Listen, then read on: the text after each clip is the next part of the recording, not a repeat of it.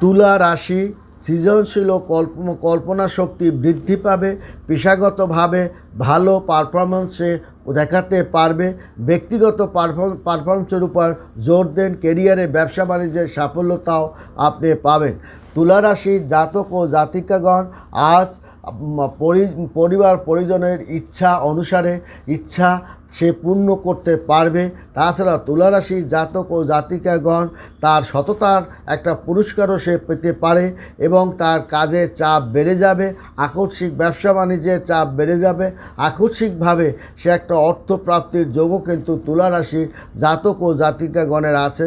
তাদের দারুণ পারফরমেন্স এবং ব্যক্তিগত পারফরমেন্সের উপর আপনি জোর দেন।